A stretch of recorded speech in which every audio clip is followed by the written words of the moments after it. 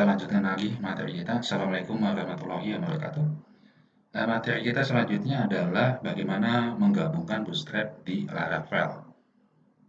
Ya, nah ini materi kita, ya. Oke, seperti ini. Jadi pembahasan yang akan kita bahas di materi ini atau di video ini adalah yang pertama, bagaimana menambahkan Bootstrap di folder public. Nah, Bootstrap yang akan kita bahas pada pertemuan kita kali ini itu adalah Bootstrap yang sudah jadi, artinya kita tinggal menempelkan saja, ya, kita embed saja. Jadi kita tidak meng-create ya Bootstrap ini melalui melalui Laravel, karena di Laravel sendiri sebenarnya untuk Bootstrap itu sudah ada, ya sudah disediakan. Jadi kita gunakan Bootstrap yang sudah ada di di Google, kemudian dikonfigurasi, ya kemudian baru simpan di public. Nah, bagaimana cara mengkonfigurasi Bootstrap itu? Ya, nanti kita coba. Nah, yang kedua ya, membuat root dengan controller. Ya, root dengan controller di sini sangat dibutuhkan. Kenapa? Karena di sana adalah akar masalah dari uh, uh, tampilan atau Bootstrap atau program atau menu utama yang akan kita tampilkan kali ini. Itu adalah sebenarnya itu. View, bagaimana view? View itu adalah membuat template utama dengan konten. Di sini ada view untuk view, ya. Untuk template utama kita bagi menjadi 11 bagian, maaf ya. Ada 11 bagian kurang lebih. Untuk kontennya yaitu ada satu halaman, ya ada satu halaman. Testing, ya, menjalankan template Bootstrap pada browser. Nah, untuk menjalankan pada browser, ya sebenarnya ada satu lagi materi yang terakhir itu adalah latihan. Ya, hanya sini tidak muat ya, tidak muat. Jadi ya sudahlah sampai dengan testing saja. Nah, ini pengantarnya ya. Nah, jadi untuk template Bootstrap yang ada di konten yang ada di konten ini ya, kita dapat dari hasil download. Ya, kita download dari internet ya. Sebenarnya Bootstrap sendiri sudah menyediakan ya Bootstrapnya gitu. Tak hanya saja ya, kadang-kadang kita ingin lebih leluasa ya, lebih leluasa dalam membuat sebuah tampilan Bootstrap. Ya, misalkan contoh SB Admin ya. SB Admin ini boleh dikatakan yang paling tren lah. Ya, yang paling tren di-download oleh banyak programmer pemula. Karena apa? Karena selain mudah dikonfigurasinya, kemudian yang berikutnya adalah gratis. Yang terpenting itu adalah gratis. Artinya free. Ketika kita bicara free, ya maka kita bebas mengatur, mengeksplor, ya mengubah dan sebagainya dan sebagainya.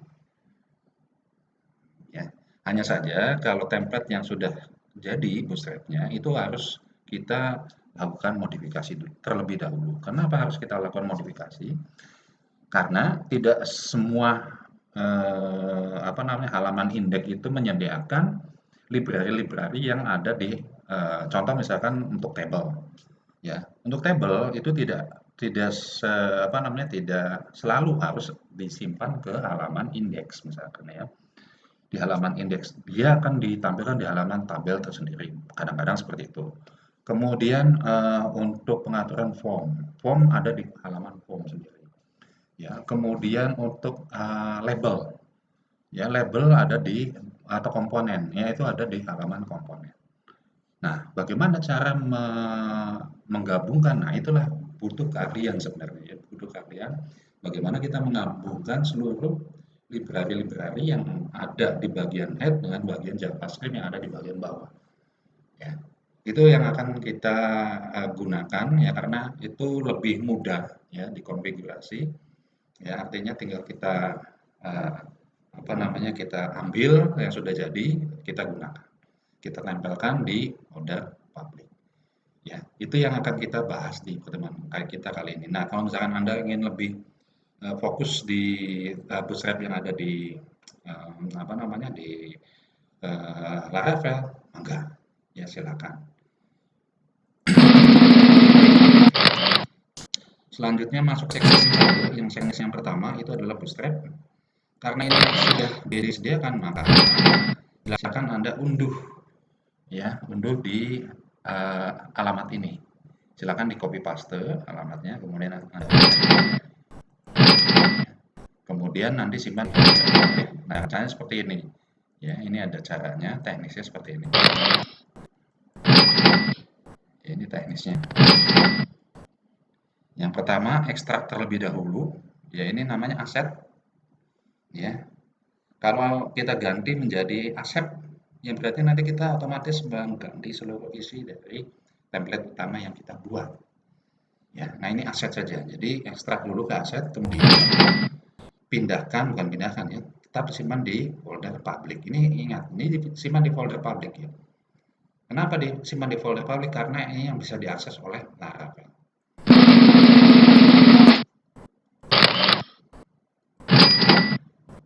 Berikutnya kita lakukan pengaturan di bagian root ya dan controller. Untuk latihan kita kali ini, pengaturan root ya. Ini pengaturan rootnya. Ada dua yang kita gunakan. Yang pertama root untuk memanggil vhome tanpa melibatkan controller. Ya, jadi langsung pakai vhome. Ya. Karena biasanya ketika halaman publik dieksekusi, root ini akan dijalankan terlebih dahulu. Ya.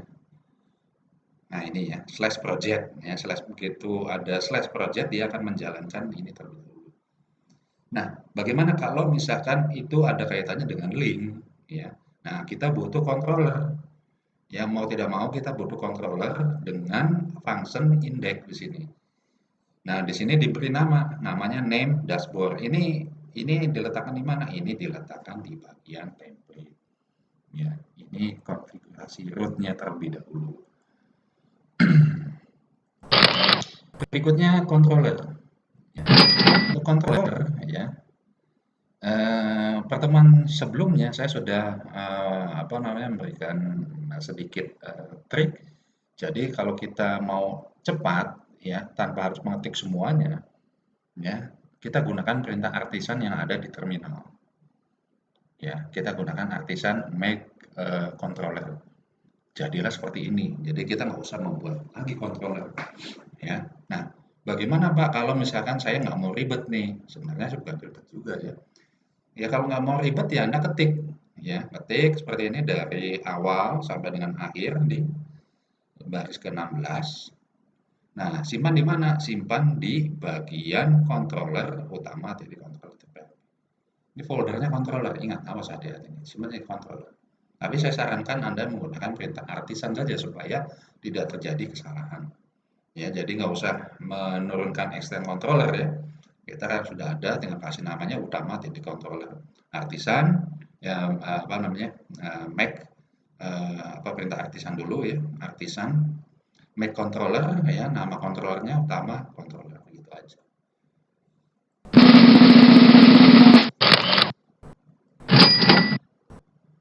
Nah, bagian ketiga itu adalah view. Masuk di bagian view, kita dihadapkan dengan dua halaman. Yang pertama halaman template ya, vtemplate, yang kedua adalah vhome. Vtemplate ini yang akan kita turunkan pada vhome. Makanya kenapa tadi di bagian root ya, tidak template yang dipanggil tapi home, vhome. Nah, itu ya.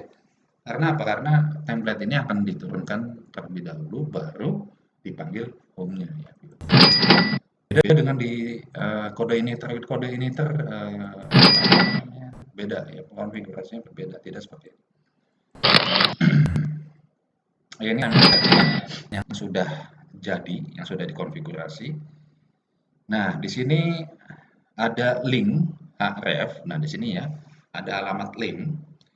Kalau di kode initor ini akan kode link apa namanya link ini akan dituliskan PHP dulu ya. tag PHP-nya ditulis. Ya, tag PHP, kemudian baru sini asset, image, icon, PNG. Tapi di sini nggak usah. Di Laravel tidak usah. Jadi langsung URL, asset, image, icon, titik PNG. Ya, tapi kalau di apa namanya di kode initer ini harus menggunakan kode PHP dulu, tag PHP. Ya, ini semuanya link, ya semuanya link, ya link yang ada di folder aset. Jadi kalau nanti di folder aset Anda ganti menjadi aset, maka di sini juga harus diganti menjadi aset semua, gitu ya. Nah, itu. Berikutnya di bagian kedua, ya ini masih sama ya, di bagian kedua ini masih sama, masih link. Nah, nah sini ada link ya. Nah, link ini ada tambahan sedikit nih, ya. Ini baru saya tambahkan ini menggunakan Suite Alert. Suite Alert-nya versi 2. Ya, nanti ada begitu kita melakukan apa namanya penambahan, misalkan ada tambah, ada edit, ada hapus, itu ada semacam message, ya, message yang tampilannya boleh katakan kekinian, ya, sangat kekinian. Next, selanjutnya di bagian 3, apa yang ada di bagian 3? Di bagian 3 di sini ya, ini ada di bagian header. Ya, menu di bagian header. Ya, ini nggak usah lah ya bagian header. Nah, oke, ini adalah logo.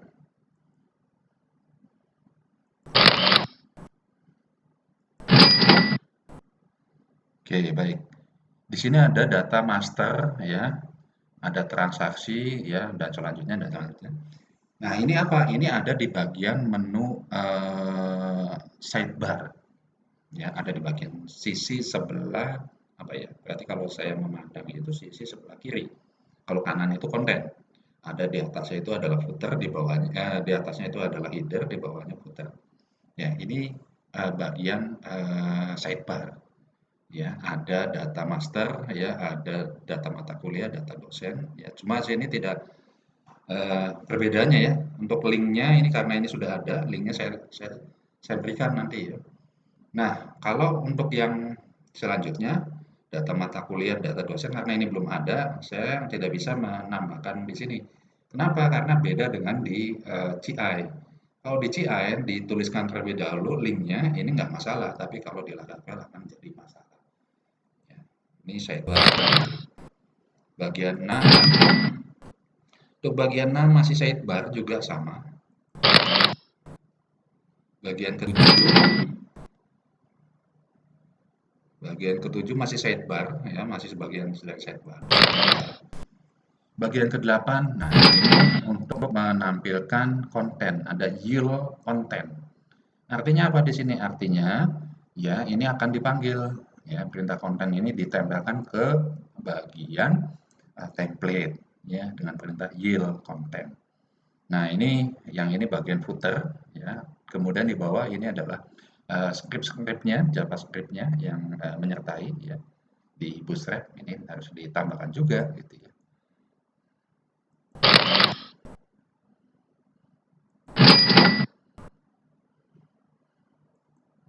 Ini sama masih bagian juga. 10 ini pengaturan tanggal karena ada kelemahan di Bootstrap ini untuk tanggal itu harus menambahkan dari SB admin yang lain ya.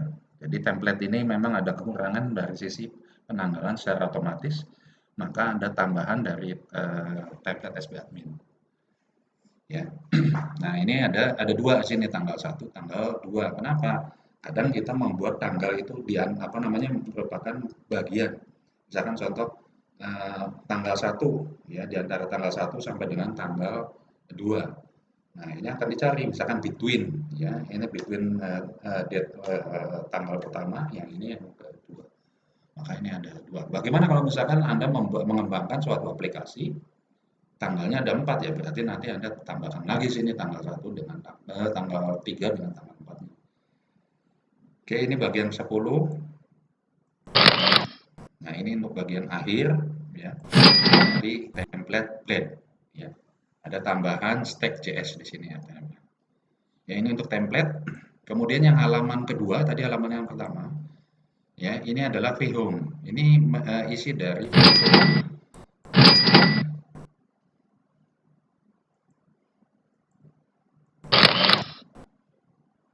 ini vhome ya. Ini isinya untuk vhome. Untuk vhome menampilkan foto ya, nama pengampu dan sebagainya dan sebagainya. Nah, di sini ya ada vtemplate ya, ada extend add extend vtemplate. Jadi si template tadi dipanggil, diturunkan, gabung dengan konten. Jadi digabungkan. Ya, apa yang digabungkan kontennya? Jadi ada di bagian sisi sebelah kanan. Ya, di sisi sebelah kanan. Yang apa namanya view. Nah, kemudian kita coba kita testing. Nah, ini testingnya.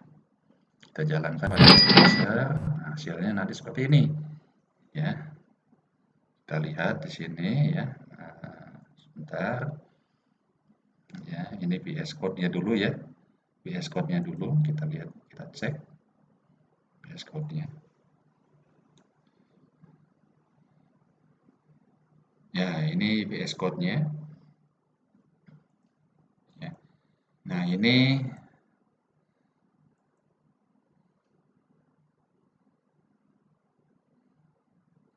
untuk halaman. Nah, ini untuk bagian root. Ya, bagian rootnya ingat ya. Ada dua di sini rootnya nih. Nah, ini rootnya. Yang satu langsung memanggil view home atau vhome. Ya, yang satu harus melalui controller dengan menggunakan utama controller add index, name dashboard. Jadi ada dua. Satu yang langsung dipanggil ke vhome-nya, ada yang harus melalui controller. Biasanya kalau melalui controller itu kaitannya dengan apa namanya link yang ada di template atau yang link yang ada di bagian view. Yang mirip seperti kode initer cuma ada sedikit perbedaan. Kemudian nah ini ya ini tadi yang kita bahas ya, ini kita bahas nih. Ini yang sudah tadi kita bahas ya, ini bagian sidebar. Ya, ini sidebar ya, kemudian ini bagian footer ya, bagian footer. Nah, ini script yang apa namanya? JavaScript yang menyertai. Nah, yang berikutnya adalah vhome. Nah, ini untuk vhome, ini hanya 21 baris ya, hanya 21 baris. Isinya itu untuk menampilkan gambar dan keterangan-keterangan selanjutnya.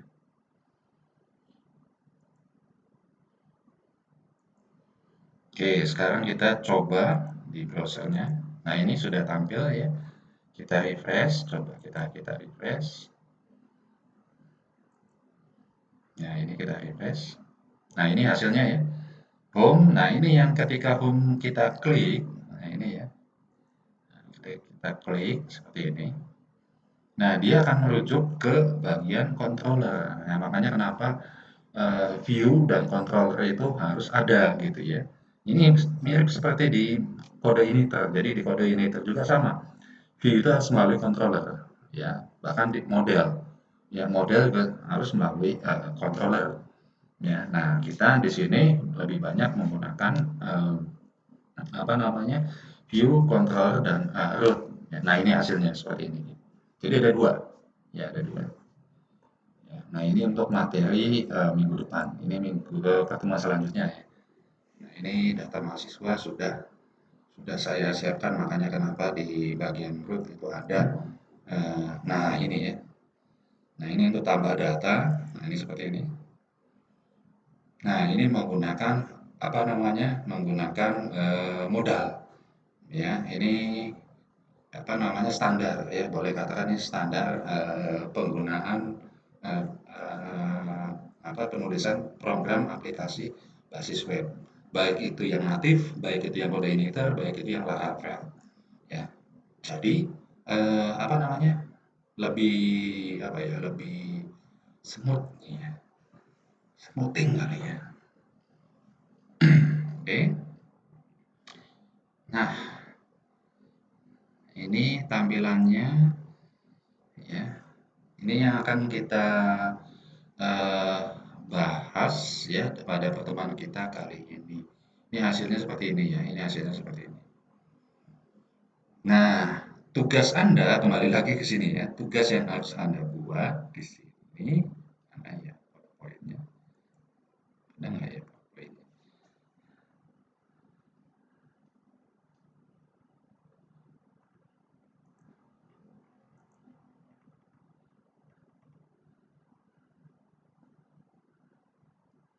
Nah, tugas Anda di sini adalah ya, ini aja deh, ya di browser aja. Nah, ini tugas Anda adalah bagaimana mengganti judul ini, ya ini diganti logonya, diganti fotonya, diganti judul ini, kemudian diganti namanya. Udah itu saja. Mudah, ya sangat mudah sekali untuk latihan yang ada di modul ini. Ya, baik, saya kira untuk pertemuan kita kali ini cukup. Ya, kita akan lanjutkan pertemuan kita minggu depan. Saya akhiri dengan wabillahi taufiq wal hidayah. Wassalamualaikum warahmatullahi wabarakatuh.